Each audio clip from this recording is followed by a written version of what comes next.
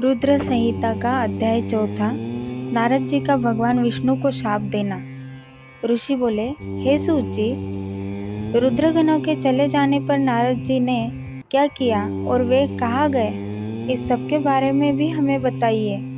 सूत जी बोले, हे ऋषियों, माया से मोहित नारद जी उन दोनों शिवगणों को शाप देकर भी मोहवश कुछ जान न सके।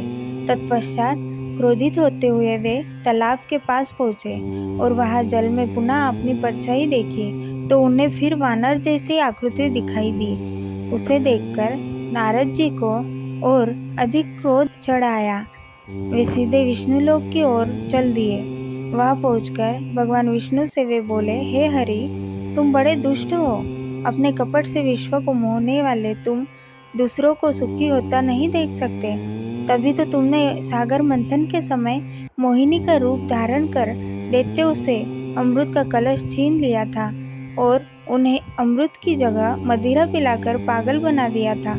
यदि उस समय भगवान शंकर दया करके विष को न पीते तो तुम्हारा सारा कपट प्रकट हो जाता। तुम्हें कपटपूर्ण चालें अधिक प्रिय है। भगवान महादेव जी ने ब्राह्मणों को सर्वोपरि बताया है। आज तुम्हें मैं ऐसी सीख दूंगा जिससे तुम फिर कभी कहीं भी ऐसा कार्य नहीं कर सकोगे। अब तक तुम्हारा किसी शक्तिशाली मनुष्य से पाला नहीं पड़ा है, इसलिए तुम निडर बने हुए हो, परंतु अब तुम्हें तुम्हारी करनी का पूरा फल मिलेगा। माया मोहित नारद जी क्रोध से खिन्न थे। वे भगवान विष्णु को शाप देते हुए बोले, विष्णु, तुमने स्त्री के लिए मुझे व्याकुल किया है। तुम सभी को मोह में डालते हो। तुमने राजा का रूप धारण करके मुझे छला था, इसलिए मैं तुम्हें शाप देता हूँ कि तुम्हारे जिस रूप ने कपटपूर्वक मुझे छला है, तुम्हें वही रूप मिले। तुम राजा होगे और इसी तरह स्त्री का वियोग भोगोगे जिस तरह मैं भोग रहा हूँ। तुमने जिन वानरों के समान मेरी आकृति बना दी है, वही वानर तुम्हारी सहायता करेंगे। तुम दूसरों को स्त्री वियोग का दुख देते हो, इसलिए तुम्हें भी यही दुख भोगना पड़ेगा। तुम्हारी स्थिति अज्ञान से मोहित मनुष्य जैसी हो जाएगी। अज्ञान से मोहित नारद जी का शाप विष्णु भगवान ने स्वीकार कर लिया। तत्पश्चात उन्होंने महालीला करने वाली मोहिनी माया को समाप्त कर दिया। माया के जाते ही नारद जी का खोया हुआ ज्ञान लौट आया और उनकी बुद्धि पहले की तरह हो गई। उनकी सारी व्याकुलता चली गई तथा मन में आश्चर्य उत्पन्न हो गया। यह सब जानकर नारद जी ने बहुत पछताने लगे और अपने को धिक्कारते हुए भगवान विष्णु के चरणों में गिर पड़े और उनसे क्षमा मांगने लगे। नारद जी कहने लगे कि मैंने अज्ञानवश होकर और माया के कारण आपको जो शाप दिया है वह झूठा हो जाए। भगवान, मेरी बुद्धि खराब हो गई थी जो मैंने आपके लिए बुरे वचन अपनी जबान से निकाले। मैंने बहुत बड़ा पाप किया है। हे प्रभु, मुझ पर कृपा कर मुझे ऐसा कोई उपाय बताइए जिससे मेरा सारा पाप नष्ट हो जाए। कृपया मुझे प्रायश्चित का तरीका बताइए।